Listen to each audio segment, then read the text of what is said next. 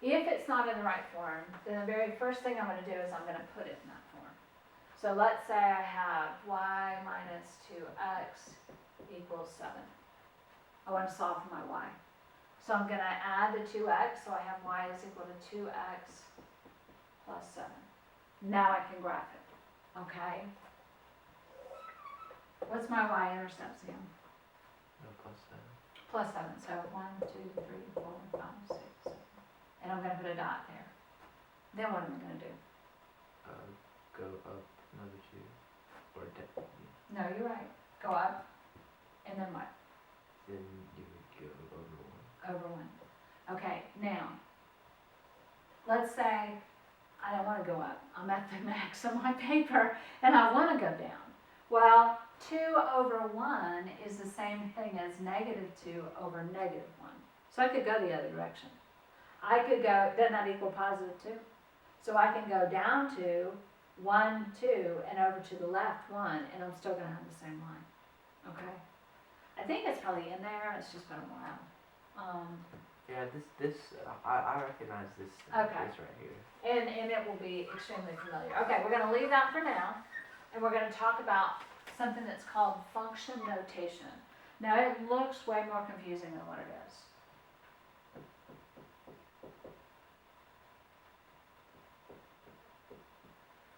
This says the g of x is equal to x squared minus 8. Another way of looking at that is that. Okay, that's all that means. It means the value of y when x equals whatever's in there. That's all. I mean, you can always substitute y for that function notation. The reason why they do that is because then they'll turn around and they'll give you something like that.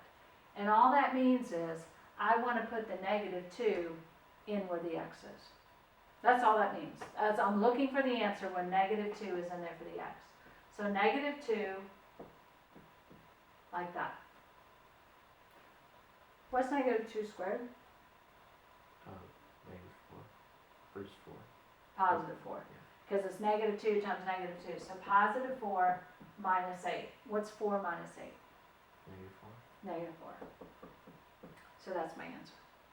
Okay? Now, your calculator will do this in a quick way. Okay? You can put it in your calculator and have the calculator do all the work for you. So what you're going to do is you're going to go, I'm going to store negative 2 for x, then I'm going to put a colon, and then I'm going to put the equation. I think, did we talk about this already? I did it in another class. I don't know that I did it in this one. Okay, it's really kind of cool. So I have negative 2. I tell the calculator I want it to store it for my variable. Then I turn around and I do alpha and I do my colon and then I put my equation in there. X squared minus 8. I think we did that. Okay, so you can do that. Now the problem is when you have variables. Okay, I think we really did just touch on it.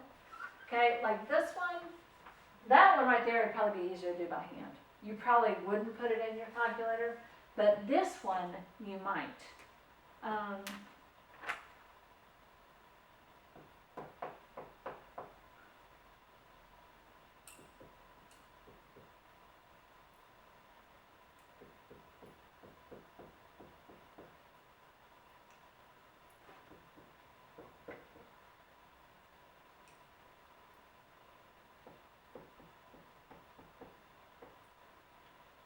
Okay? It would be worth it to put that in the calculator. So, how do you think I'm going to do it? First, I pick my number that I'm going to store for my x. So, the first thing I start with is 4.6. Then I'm going to use my store button. That's the STO button.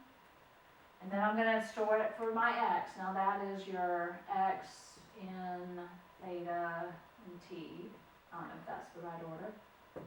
Then I'm going to put my colon. Where's the colon? It's down toward the bottom. Right. there. Oh, I see. And then I'm gonna put my equation in, but remember, I always have to use that button for my x, okay? So 0.5, then that button squared, plus 4x minus 2.5. And then you're gonna press enter, and then tell me what you get. 26.48. Yeah, okay, much quicker, much easier than trying to put that in by hand, okay? All right, let's do another one here.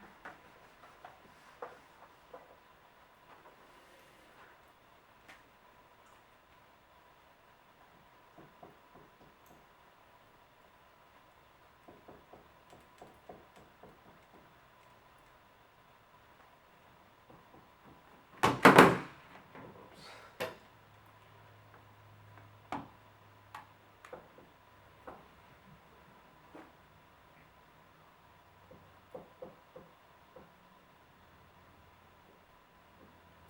All right, so what they do is they give me one equation, but then they give me 3 problems that I have to do that with that one equation.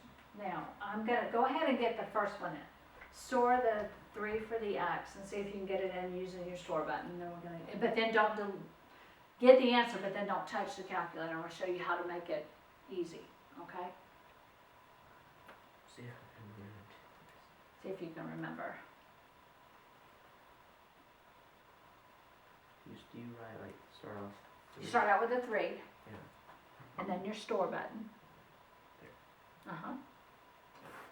Then you gotta tell the calculator that you're storing it for the variable. Good, and then put your equation in there.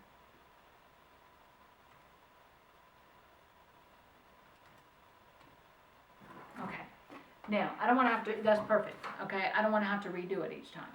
Okay, so then I'm gonna do second enter, and I'm gonna use my arrow key to come back. Now I need to put a negative in there, right, to be able to do the next one. So that's my insert button. So second insert, I'm gonna put a negative, I'm gonna hit enter. So that's gonna be -2. Now that's a whole lot quicker than doing it by hand. Okay, now my problem comes in with the third one, because if I have a variable in here, I can't use the calculator. Okay, so all I'm gonna do is I'm gonna put a parenthesis where my variable is up here, and then I'm gonna insert the a minus 3. Gonna have to do distributive property, okay, you with me? I think so. Okay, so I have 4a minus 12 plus 10. I can combine these two together, so I have 4a minus 2, and that's where I have to stop. Yes, no, So that's maybe? the answer. That's the answer. Yeah, that's all you can do. Okay. So you have to do that one out by hand. Do what? You have to do that one by hand. You do. You cannot use the calculator on something like that. Okay. Now I'm going to give you one that I would use the calculator on, but you got to put it into the calculator correctly. So I'm going to let you try it, and then we'll go. And then don't erase it off your calculator. We'll go back and fix it if you mess up. Okay.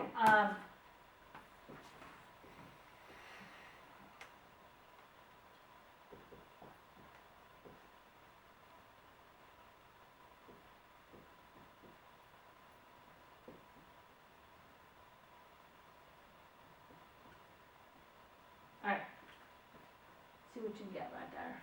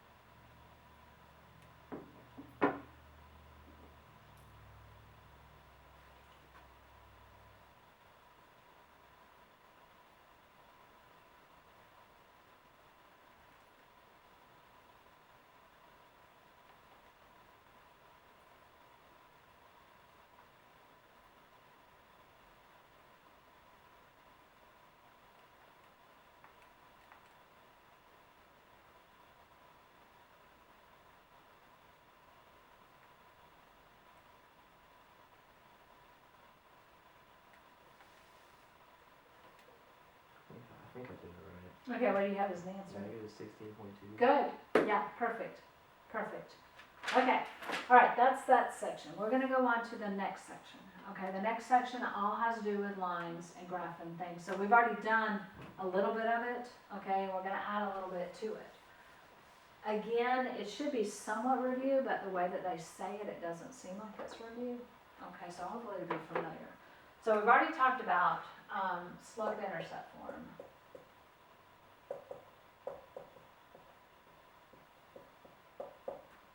And that's y equals mx plus b.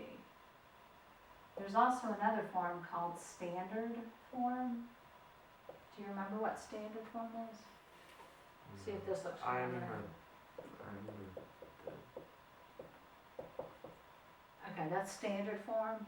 And so what they might do is they might ask you to change from one form to another. The thing about standard form is the a cannot be negative, and you cannot have a fraction, and you can't have a decimal. Now you can sit there and ask me, Sam, why that's the case, and I do not know. Okay, it's just whoever created standard form, that was their rule, and they were sticking to it. So let's say I have something like y equals 2/3 x plus 4. Okay, it's in slope-intercept form, but if they tell me I need to put it in standard form, that means I need to put the x and the y on the same side of the equation, right? So I want to like take a negative 2/3 x over. Am I going too fast? No, I was just trying to write something down. Okay. So I've got my x and my y on the same side, right? So that's close to standard form. But I just said I can't have a fraction and I can't have a negative in front of that x. So first thing I'm going to do is I'm going to multiply through to get rid of that negative. So I've got 2/3 x minus y equals -4. It changes every sign. Okay, that's the first thing I did because that makes that positive, doesn't it? And I need it positive. You see what I did? I just multiplied by -1, so that makes that positive, by -1, so that's minus by -1. Now I've got to multiply through to get rid of that fraction though. What do I multiply to get rid of the fraction? 3. Okay, because 3 will take that 2/3 away. Okay, so then I get a 2x, yes, no, maybe, okay, minus 2y equals -8. Now it's in standard form. This and this are the exact same line. They're just in two different forms. Okay. If I have an equation, I should be able to look at the equation and tell you whether it graphs a straight line or not. If I have an x and a y that's not multiplied together, an x or a y that isn't squared, I'm going to have an equation. But if I have 2x squared plus y squared equals 4, that's not going to be a line because those are squared. If I had 2x plus y equals 4, that is a line. Okay, that's a linear equation. How about that? Is that a line? Or that? Actually, it is a line. Okay, one of those is horizontal and one of those is vertical. People tend to get mixed up between whether they're horizontal or vertical, so I came up with a way for people to remember. If I turn that y, it kind of looks like an H, doesn't it? If I just turn it around. This is a horizontal line through where y is equal to 4. Okay, so if I have a coordinate plane,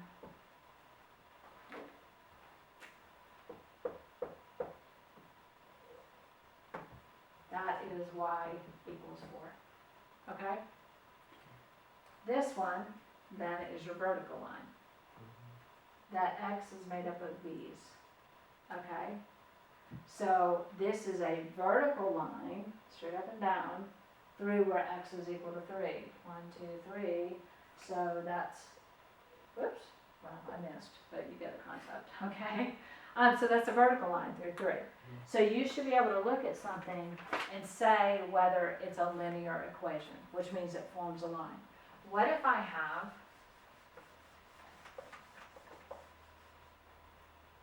a square root?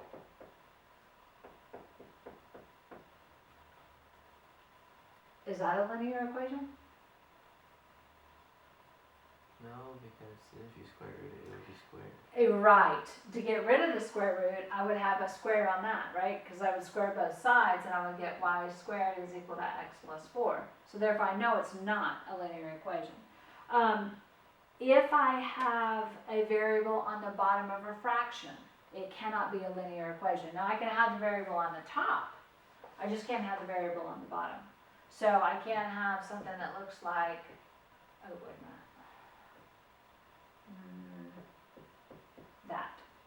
That's not a linear equation. But this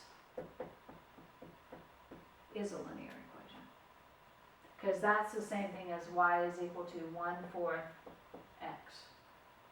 Okay? You with me? I think so. Okay. If I went to graph this, I could put a +0 there. Okay, so therefore, my y-intercept is 0. Okay, I can go up 1 and over to the right 4. Okay? I missed totally. Alright, yes, no, maybe. Alright. Alright, I'm gonna wake you up a little bit. I am going to have you, we're gonna work all with linear equations, and I want you to change it and put it in the standard form. Okay, so I'm going to give you a couple to put in standard form. Okay, and if you get stuck, let me know. Okay.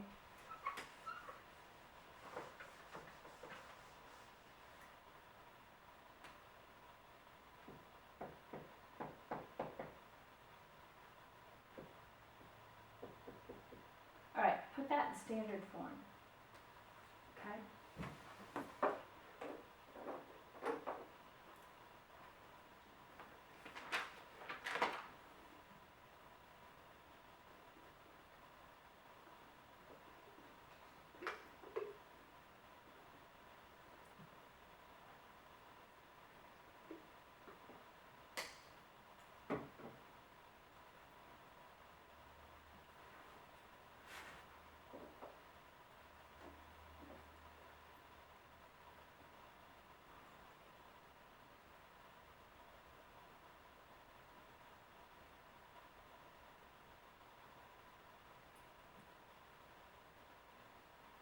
But it's not in slope intercept form. No, it's not. Okay, so but to get it in standard form, notice the x and the y have to be on the same side. Yeah.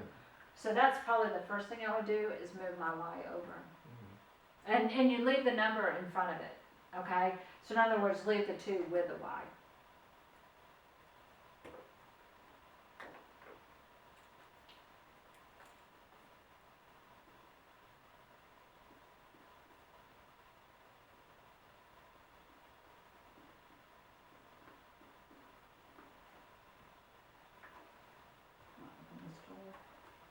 So stuffy in here.